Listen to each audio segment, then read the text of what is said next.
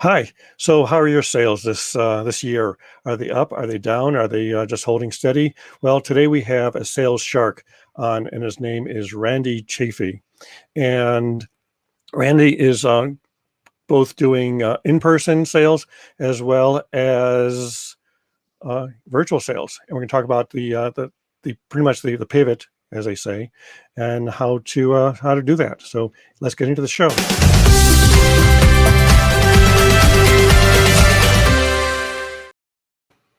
So, Randy, hey, how's it going? It's going well, Bruce. How are you? Good. So you have been known as the sales shark in our group, and because we met through this virtual existence and the internet. We Because did I've in never, this. Go ahead. Yeah, I say we've never met personally, right? no, we haven't, Yeah, but we've known each and other for going on what 4 or 5 months now. yeah, at least that. And what I find really interesting about all this, Bruce, is that with most of our group, outside of a few that made it to Kansas City, and I didn't end up getting there, but for the most part in our mastermind group, we've never met. It's all been virtual, and yet I consider everybody in this group to be some of the closest friends I have. And it just speaks well to virtual, right? And what I think we're going to talk about a little bit today. Yep. And so you're the consummate salesperson. You've been on the road for what, 80, 90 years now, ever since you were Not, first born? 97, even though I only look like I'm 87. So, yes, I've been on the road.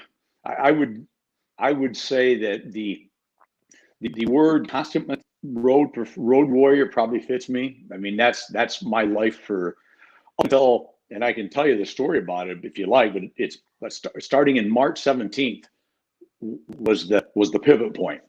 And I remember that day very well. But up until that point, I was a road banger. I mean, it was the 80, 90,000 miles a year before I started living a little bit further out of my territory. And then it was a lot of flights, hotels, rental cars, week after week, leaving Sunday afternoon and getting back Friday evening, Saturday morning, 5, 6, 7, 8 weeks in a row. I mean, that was my life for a long time. I mean, decades. That was my life. So let's talk a little bit about what you do, because I really admire, because a lot of times a sales reps a single company for 20, 30 years, and they know the product in and out. You're actually a rep's rep. So you're not only repping one company, you're repping multiple companies to the extent that you created your own business out of that. Correct. Yep. The official definition, I guess, would be an independent rep agency. And I was a company guy at one time and did exactly what you said. I was a salary guy and repped just one company. I had an opportunity to spin that into repping for them. Picked up another couple of companies that I'm still with 27 years later. So my day-to-day work with these companies is the same as if I was a company guy. I mean, I talk to the same people. I conduct myself the same way. The only difference is I'm that typical, from a rep standpoint, I eat what I kill, right? I'm a commission guy. If I sell a little, I get paid a little. I sell a lot, I get paid a lot. I just get to do it for multiple companies. So the challenge is to become an expert. Hopefully I'll become as good an expert on every manufacturer. That's the goal. That's what my manufacturer would expect. Because one thing they don't want to lose is that individual attention for them, right? If I'm making a call for manufacturer A, I need to be the same as if I was working direct for them, if that makes sense. Mm-hmm. So, but the key to that too, though, as a rep, that if you stay within some boundaries and self-imposed boundaries, typically where I'm calling on the same customer base, the same type of customer, right? They're non-competing products. So if I call on you, Bruce, and in the metal roofing industry, and maybe you're not interested in my fastener line today, but you're interested in my underlayment line. The key is that you and I need to form a relationship, right? Once we form a relationship, I'm probably going to get an audience with you at some point on everything I sell. I may not sell you, but I'll get an audience with you, right? Does that make sense? Yeah, because that way you're filling a need, and whether, because if you're selling Coca-Cola, you're going to go in there and saying, okay, this is the only drink you're going to buy from me. But it turns out, oh, well, we also need tea products. Well, Correct. although in this case, I guess Coca does make some sort of tea. But the fact that you rep multiple companies, and actually, let's pull up your website real quick just to take a quick look, because I love your motto, which is, if we don't sell it, you don't need it. But Yeah. you're repping a number of different companies in the manufacturing space. Correct. And I would say and all so these this companies is that just you a few see here, companies. yeah, and all these companies here are all really non-competitive with each other. There's some small crossovers, but the heart of what each of these manufacturers does is separate from what the others do, but they all go to the same customer base. So I like to tell people I have lots of time for another product, and I have no time for another product. If it fits within my wheelhouse, it's one more value-added thing that I can literally bring to my customer, right? This is way off the reservation, but for me to go sell gas grills to hardware stores would make no sense. Number one, it's an area I don't know, but more importantly, I don't call on those people. And at the end of the day, I never call on those people.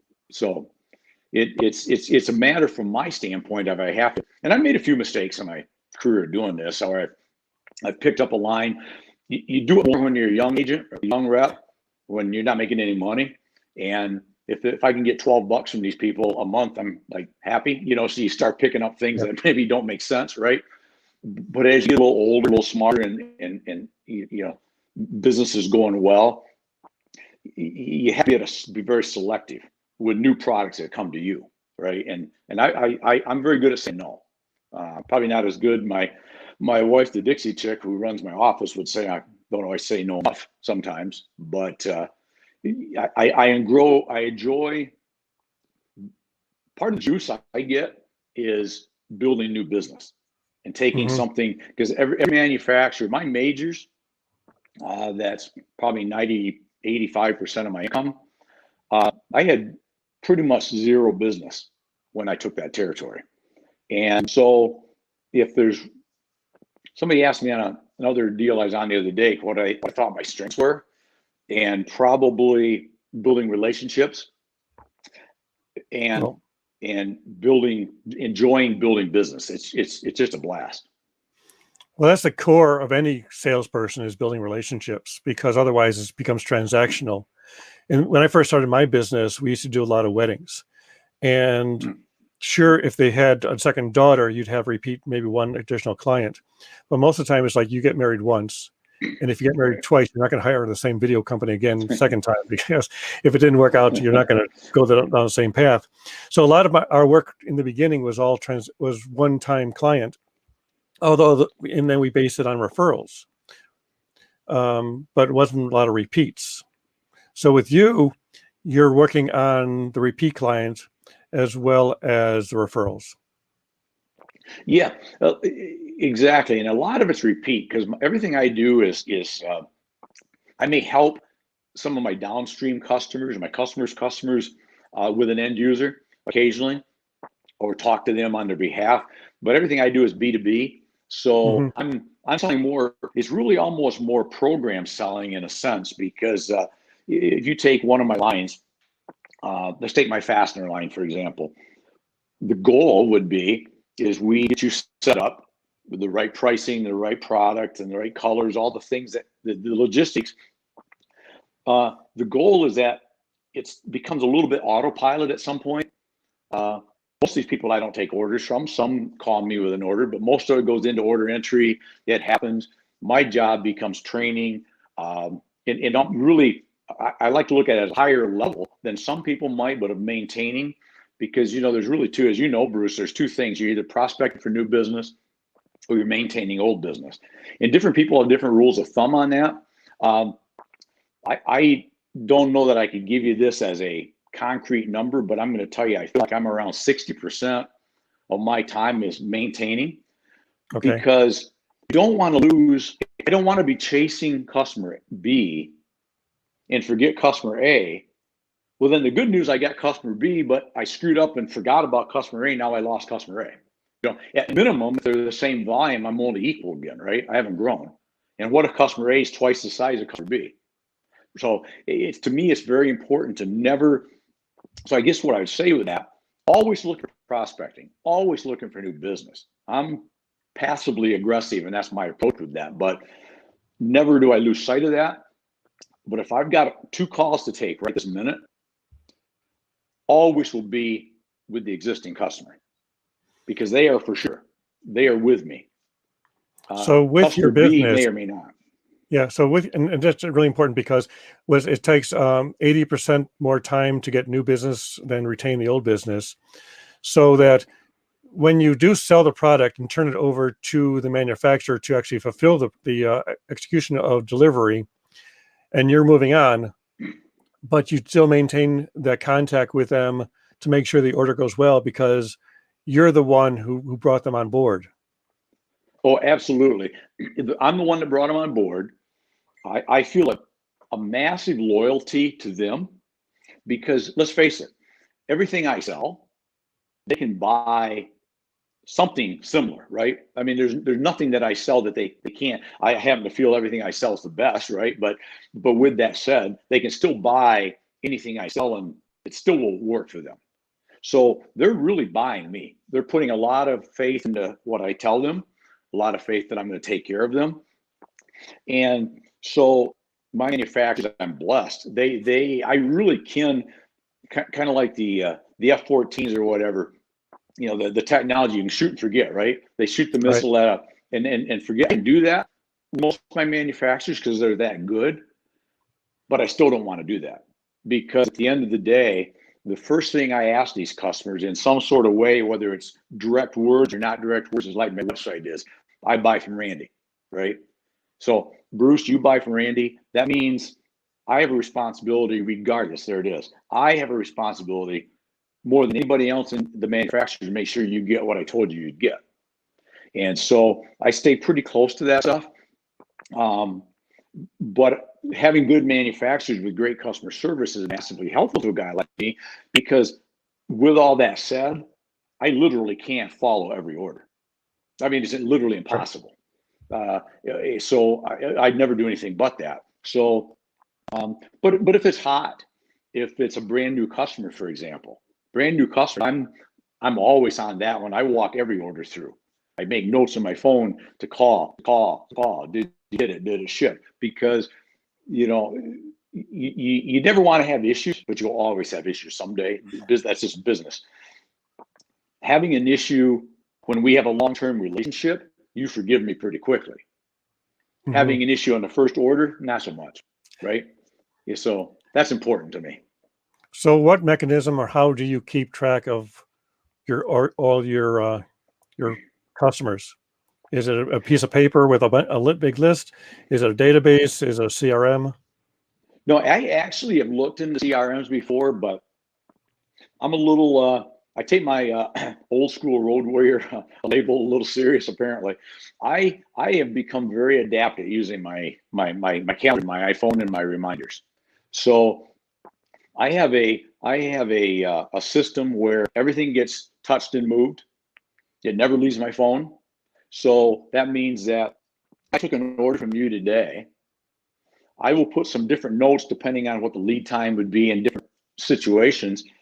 And I'll remind myself to follow up, say on Tuesday, and then follow up again on Wednesday, and then it should arrive to you by Friday. So I'm going to follow you on Monday. So I put those, and if any of those things didn't happen, I get involved, and then I touch it and I move it to the next proper date.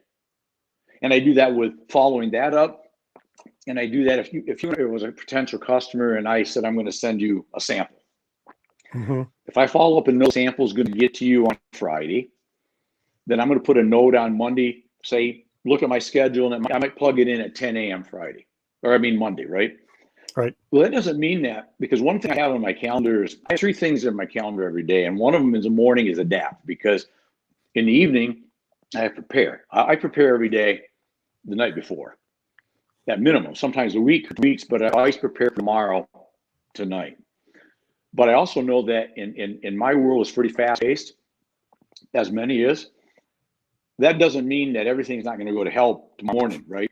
So I always remind myself to adapt, be ready to adapt. No, I'm going to have to adapt. So what I'm saying is that I might put down, now, unless I had an appointment with you, right? If I had a set time, I'm going to call you at 10 o'clock. I'm calling you at 10 o'clock. But if I said, I'll get with you Monday, Tuesday, we'll follow up, see how the sample looked, I might put in 10 because that fit my calendar. Things come up, things happen. I might touch and move, right? I might move that to 11:15. I might move it till 3, and I might move it till tomorrow, right? But it doesn't go away until we have the conversation. And then whatever happens with our conversation, there's got to be something else. Worst case would be, I got your product and I hate it. It's garbage. I never want to touch it. Get away. Go away. Well, that's kind of worst case. But you know what I do with that? I move it out about 5-6 months. And I might move it till, and then remind myself to call back and say, I know we didn't get off to a great start, Bruce. You didn't really like that product. Hey, however, I do have something else. So I never try to forget anything and anybody, because my theory is, and I think it's for everybody, and I say write it down. I write it down as in my phone. If I don't write it down, it won't happen. Yep. I mean, I can guarantee you it won't happen. Not on purpose, but it won't happen. So that's kind of the way I do that. It works for me. So we got a couple people in comments here. Hi, Kellen. Thanks for tuning in. And George is referring to you as a shark once again. 2 of us at work. Here we are. There you go. Doing shark and stuff. So how did you get that name, the Shark? Was it just a nickname from the group, or have you always been a shark? Well, you know, I think where it started, and you got to remember, I say a lot of stuff, so I don't always remember what I say. All of it I mean, though, at least when I say it. As long as it's written down, though. But I think it started one day on our Megamind group when I made a little post about sharks and getting up and going and doing this and this and this and ripping people's face off, you know, like being a shark, just going at it. And I think it started out with basically doing shark shit. Let's go out and do shark shit today. And I think that's where that started. It's close. And but if nobody pops on and says I'm wrong, I'm gonna take that as what it was. But that's kind of the gist of how that got started. But I've always been a troller for business. You know, I most guys would probably say that they would not see me as aggressive because I'm kind of passive. I build relationships. I feel like I need to bring value before I ask you for business, but never think, and as a competitor, never think that you see me not being massively aggressive, that I'm not kind of like the Tiger Woods, if you will, sneaking around the backside just so you can see me out of the corner of your eye, because I'm always looking for that opportunity, but I'm just old-ish. Yep. So, you know. George saying you're just being humble. You've always been a shark. Well, okay, George is my brother, George, and I love George. I paid him $20 to say that, by the way. Thank you, George. So we were talking a few weeks ago about some of the strategies that some of these retail stores are doing. And you were working in one retail situation where a lot of people in retail are just order takers. They sit behind the counter, and when someone walks up with an item, they ring it up and then they leave the store. But you try to get people to get out from behind the counter and actually interact. And actually this happened virtually yesterday. I was in the grocery store, just kind of wandering through the wine aisle, and this gentleman walked up, who I later asked, did he work here? And he did. But he said, so can I help you? And this was a grocery store. It wasn't a wine shop or anything like that. And he was there to help assist with the wines. And we actually purchased one of the wines that he suggested. And that's something that you brought up as well, is don't be, if you're especially in retail, don't stand behind the counter and wait for the order. Can you get exactly? I can, and the first of that goes way back more years than I'm going to admit to, but I spent a little bit of time that I wasn't in the sales world, not realizing at the time that I was preparing myself to be better in the sales world. I spent a few years as a purchasing agent / product manager for a lumber chain. in backwards board, we even use computers as far as we didn't have internet or anything. We use computers to track stuff, but we didn't have internet. We didn't have any of the Zoom. We didn't have the stuff we had. So the only communication we have with stores that we'd bring product in for would be when we make a store visit, which, because we're so busy, we didn't always have time to go to store visits often. But when I go to store visits, it would drive me crazy. I'll give you a little example. And I think fits what you're asking. Lumberyard, walk doors, right? Entry doors. Mm-hmm. So the sales guy will, a couple walks up the counter, I want to buy a door. All right. So they'll sort of forced to walk over to the door display, right? And really more or less let the customer pick out what they want. Maybe if he's good, he'll explain a couple features and bennies, or maybe you want, yeah, how much is this one? That one's $3.99. I'll take that door. Okay. And he walks directly back to the counter and he punches in a few buttons, and he might ask anything else, or more likely with tax, that'll be $429.50, sir. And I'm going, I'd be in the store. I try to train these guys, walk down several aisles. You know they're going to need assumptive selling, right? You know they're probably going to need a shim pack to install the door. Walk down the aisle, pick up a package shim packs. I'm sure you don't have any shim packs at home. Most people don't. They go, oh yeah, good idea. Need some casing nails, right? Oh yeah. They'll tell you no if they don't want them. They'll say, I got some at home. Okay, put them back. Biggest key, caulk, but the biggest one is lock sets.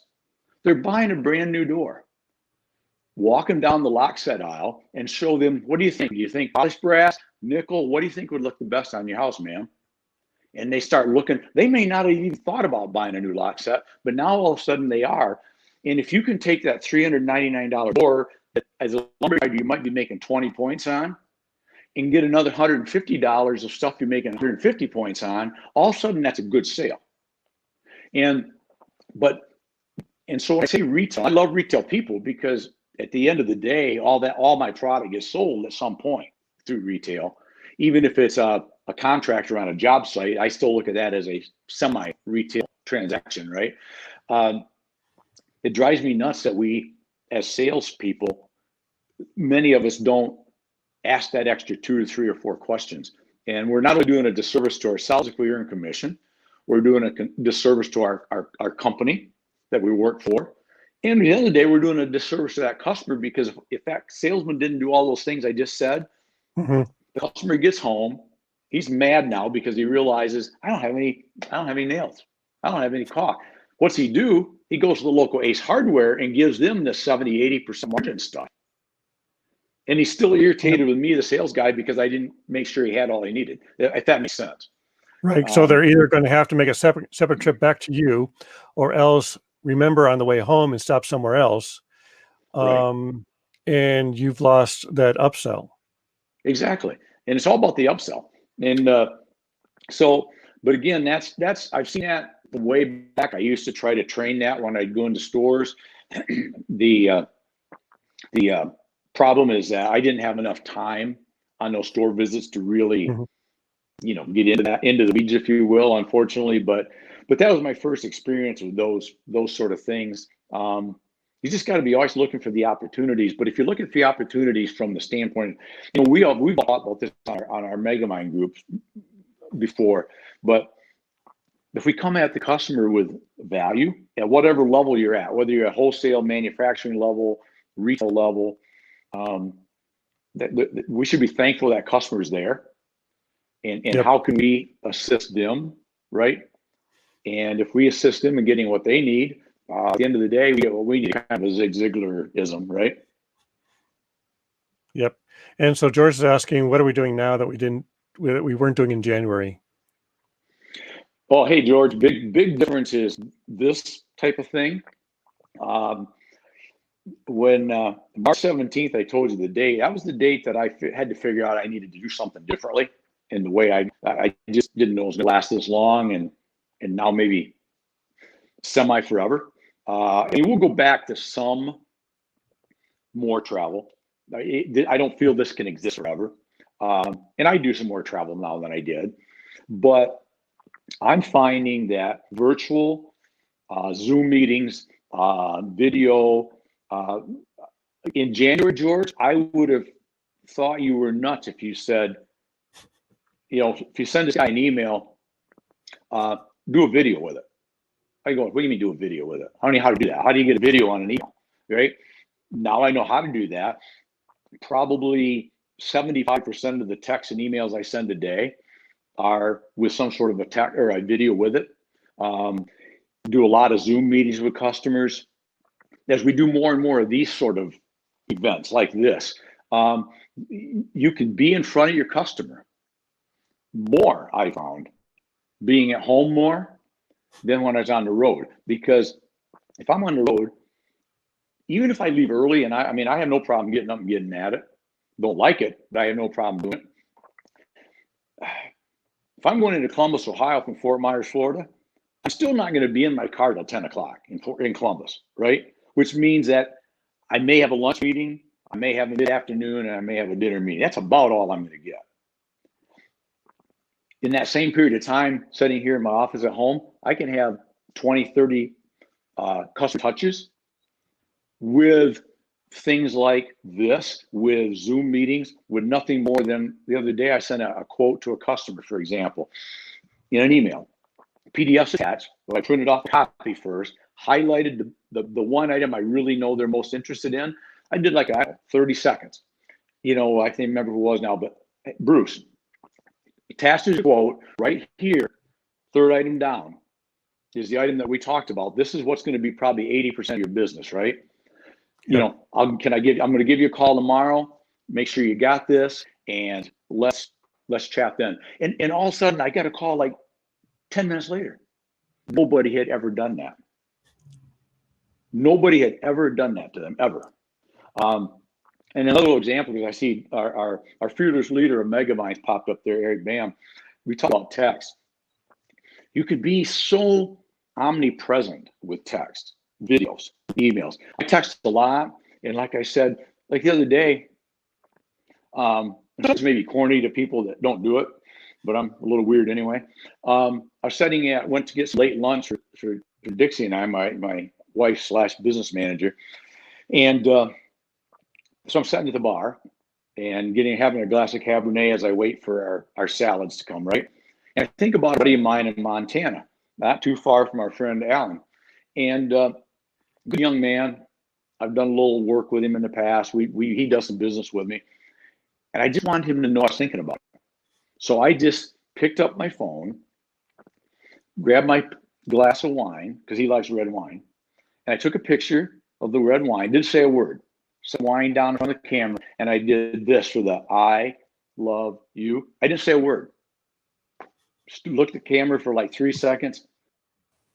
He called me. He said, dude, you don't know how awesome that was. He said, it's been a long day. He said, just thank you. It's just little things like that you can do that are so quick and so easy. But I was in front of him again today, right? Actually, I think we just lost your earbud. Oh, okay. This okay? Yeah. Actually, why don't you put the other earbud in? Next, that's one of my tricks about doing live video. If you're on for a while, but if you only use one earbud, what will happen is while one dies, you can charge the old one. So actually, I think the other one needs to go in. Yeah, I got them both in, but I think they both died. So can you hear me now? Yeah. So basically what you do is you wear one earbud at a time. And then when one earbud dies, you take that one out and you put the other one in. Oh, that's good. That makes sense. And then you're only going through one earbud at a time, and you've always got one charging. That's a trick what we learned from I've been doing. The genius, the guru. But so bottom line of all I'm saying is that was a 30-second touch. That was way better. I mean, I did a little walk and talk the other day. And I talked about the bread song from the 70s. If a picture paints 1,000 words, what's a video paint? I don't know. 10,000? I don't know what the number is. I just saw a stat yesterday. It was 1.8 million. Is a minute of video is worth like 1.8 million words. Really? Wow.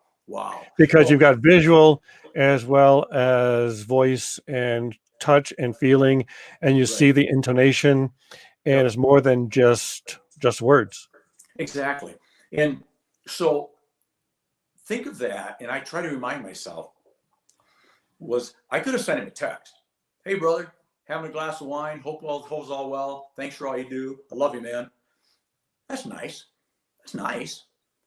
But when he saw the glass of wine, he saw me, he knew when I went that I met it, right? Because I do love him. He's a brother. He's a bud. Right? You said 1.8 times better, right?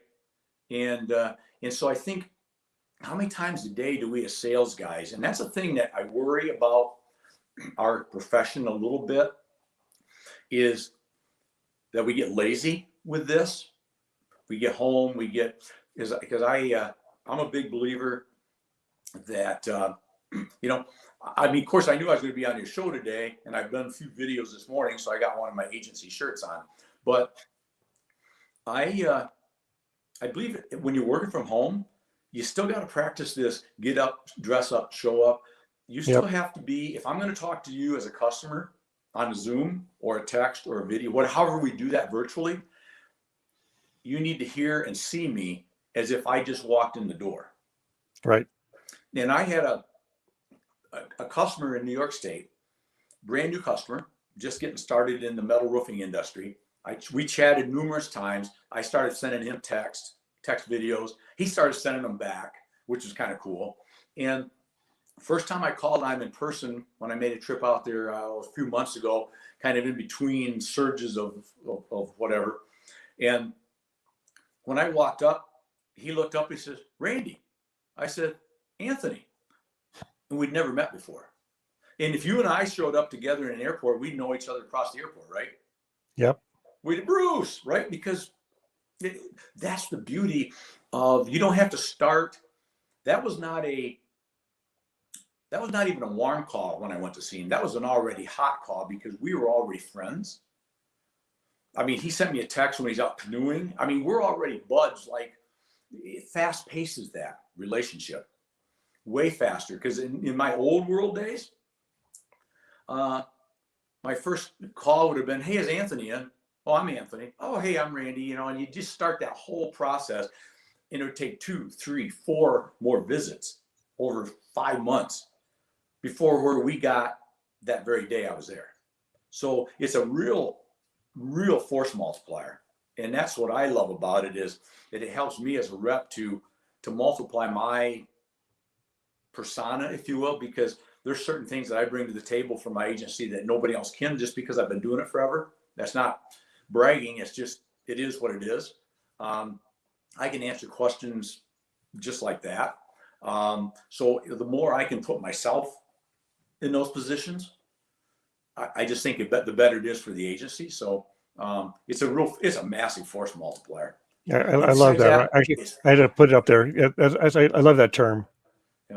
Yep. Because And you know what? the video, video helps gain that know, like, and trust as much as in person, but it's more effective, I think, in some cases. Well, especially because I've been talking with people in London and to California, and those are locations I haven't been to in over 5 years. Mm-hmm. And I'm still building those relationships, even though I can't actually be there in person. Right. Well, and you think about it, if we accept the premise, which we do, that in person is best, this is, I don't know, is it 95% is best, or as good? I don't know what that number is, but it's pretty darn good. So the shark multiplier, thanks, Bam.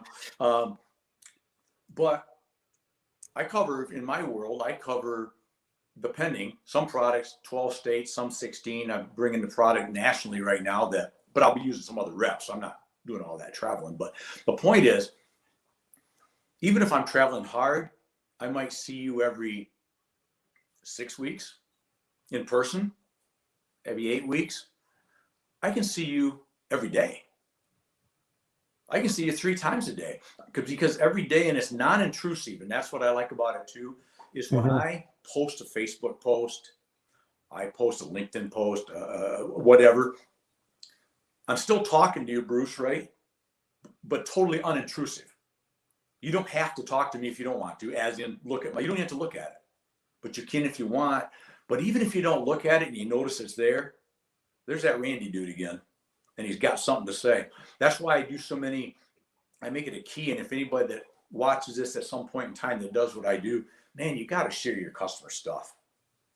That is the cheapest, easiest thing. You can be sitting watching TV at night with a glass of Cabernet and a hunk of cheese and just flip through social media. No, don't share it if it's not worth sharing. And don't share every stupid little thing if it is. But if they do a nice project in my world, I'm going to share it and say something, because it does two things, right? One, shows them I'm in the industry, I care, and I'm helping them. But the other thing it does for me is, this Randy dude's everywhere. It's like, I mean, what better way? Some nights I might share 20 posts. That's 20 more times that I'm in front of Bruce, right? As a potential customer, without asking you for anything. I'm not shoving anything at you, but I am subconsciously saying, hey, Bruce, Randy Chafee is the guy, right? Because that's what I'm saying to you. Yep. So, yeah, I was on a call yesterday where the client I was talking with said they had shared out a post from one of their clients. Their client liked it, commented on it, and basically the score and the interrelationship between the two increased at least fourfold, fivefold, because they had that interaction there. And that's really what social media is about. Is just don't post about what you're eating or what you're doing. right. It's actually engaging. And a lot of times I've got a list of people who are my top clients, and I follow them religiously. And whenever they have, like as you said, a pertinent post, I will reshare that, which actually brings them into my world, and actually sometimes even sparks a conversation. Like, okay, we haven't talked in maybe 6 months. Mm-hmm. The post I saw, you saw me post, resharing it.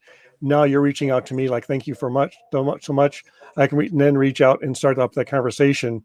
So it's a great conversation starter if the conversation has gone dead. Exactly. Yep. Exactly. Yeah. That's good stuff. And that all falls under what we said earlier is it's just the word we use, and you put it up on the screen, force multiplier. It just massively increases the amount of vision that we have in the eyes of our customers, potential customers. And what I like about it is, the more we do that, what's the best way to gain a customer? Or is for them to call me saying, hey, I saw you, I like some of the stuff you're doing, I'm kind of interested in what you have. Way better than my calling up saying, hey, Bruce, I know you probably don't want to talk to me, but boy, I'd like to sell you something, right? Total different thing, right? And so you're really able to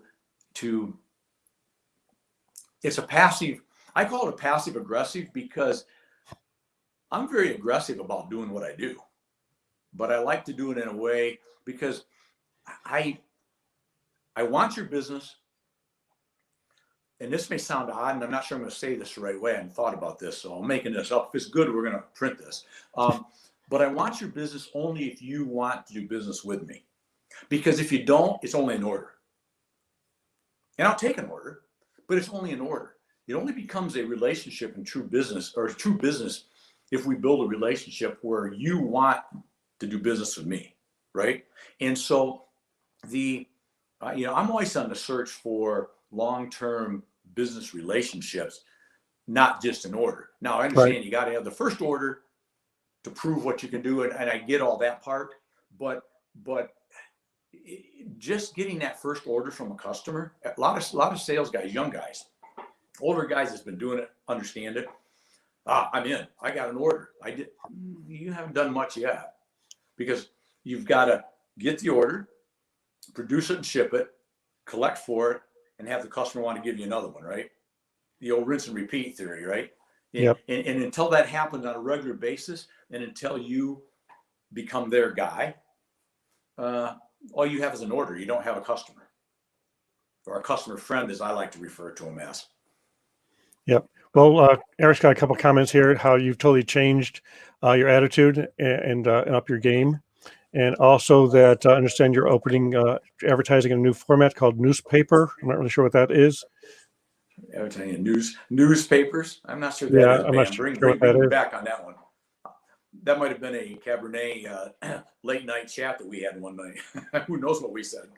Yep. But And although, I mean, still people are still advertising in Yellow Pages, so that, you got to wonder no, where it they're is, coming and from. you know, there's places for everything.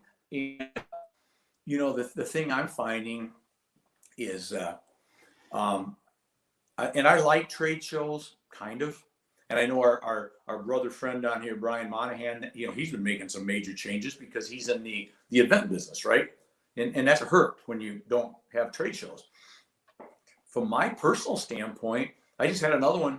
I had one in December I was supposed to be at.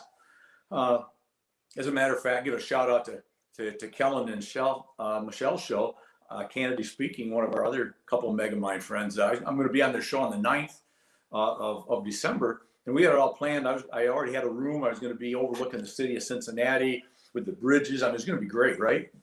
Now I'll be here at home because the show got canceled or moved till June. Just had another big show out in Vegas that just was moved from October to April, and now it's getting moved again till August. And number one, if I may be so blunt, who the hell wants a show in August in Vegas? I've done that before, and well, I think it's cheap hotels because it's usually hot there. there's got to be, and it's just not pleasant there in August. But so my point of all that is, if in guys in what I do, if you don't switch your mindset, not saying don't travel, and we want travel. I look at it as an augmentation, is a word I use a lot. I use social media, virtual, and I'm going to continue using it more and more and more and more to augment what I do. Not an instead of, but in addition to. But I think we're making a mistake as sales guys in today's world, because I hear it all the time. I can't wait till we go back to normal. I just can't. You're not. Not what you think is normal. Yep. We'll go back to some semblance, probably. I'm not saying we'll never travel again. We'll never go see customers again, but it's going to be probably less. Probably be more meaningful when we do it. Probably, you know, like right now we can do it, but there's protocols. It's just different, right? Right. But if you want to wait until the old normal comes back, I'll be brutally honest, I think you're nuts, because you need to take what we have, and we have so much right now that we can do so much better. I would say right now, I told a guy the other day I was chatting, I said, you know, if the president came out today and said there's a pill on its way to every person in the country, you take it if you have COVID and it's gone. You take it if you don't, and you'll never get, it's over. Effective next week, it's over. I don't still think I would go back to the old way. I would tweak some more old to Yep. some people that I need to see that I haven't, you know, seen in a while. But I don't see the purpose on it, because I am being able, that's good English. I'm able to do so much more with this new way of doing things that I'm going to continue to massage that. Now, what does it look like for me 6 months from now? I'd be stupid if I tried to tell you, because if you went back to March 17th, which was pivot date for me, I would have never told you that I would be doing all these videos, walk and talks, that I'm setting on your show today, and I'm going to be, I think, with Brian Wagner in a week or so, and on Cal. If Yep. you told me I'm going to be, I would say, I'm going to do what? I wouldn't even know what that meant, right? Yep. So I think it's key that we, as sales professionals, and I talk from a sales professional thing because that's my gig. You better grasp it, because if you're waiting for the new normal, and I know our friend Bam says, well, is now normal. I coined a phrase that I use for myself more than anything else, but I kind of use Randy 2.5 hybrid amazing, because I don't want to be normal. I want to be amazing. And I use 2.5, and I really got that from all of our mutual acquaintance, friends, people we follow, Mr. Gittimer. You know, he always writes in these books 2 point whatever, and he always finishes with the 0.5, right? And so I kind of like that. Just as a reminder to myself, is I need to be redeveloping what I do. And I figured out one thing, if nothing else, in this short period of time, I have went so far from the old road warrior mentality, so far into doing things that it was out of my comfort zone that I'm very comfortable with now. I mean, like I said, you can do this all day. I mean, you want to have 12 more shows, let's do them. Yep. But I don't ever want to go back to the old way, but I don't want to do just this either. Because I think in a lot of businesses in my industry is a good old boy. I wish I could remember the word, because I was on the Eric and Tim's show a few weeks ago, their penalty box. He used the word, but I can't, chug or something. But sometimes you literally need, and especially in my industry, to walk in, grab this guy by the hand, pull him in, give him a brother hug or a bro hug, right? That's just a big part of what my industry still is. So, but do I do it 12 times a year? Do I do it 6, and then we do this 17 times a week, right? That's probably where it'll fall in. Well, actually, we can go on for another 2 or 3 hours. But speaking of which, crossing platforms, I just finished up with Kellen's show, which was at 11 Eastern. I've got this one at 12, and actually I've got another show starting in 14 minutes, originating out of Virginia. So I'm actually going from coast to coast in literally 2 hours on 3 different shows. So it's been great having you on the show. Eric's got a comment here, but I think he's referring to a different show called Kenley Speaking, because we don't talk about moisturizers here. So we'll put a link in the show notes for Kenley Speaking. You can bring that up with them. And thank you much, Eric, for dropping in. Thank you, everybody, for watching this. And again, definitely share this out. I'm going to bring this up. Sit tight real quick, is so that I'm going to put a link up here to Randy's YouTube channel, because I think you've got one. We've got one here. And then we'll definitely have some links to other videos. So great. Thank you all for joining us in. And again, share this out. And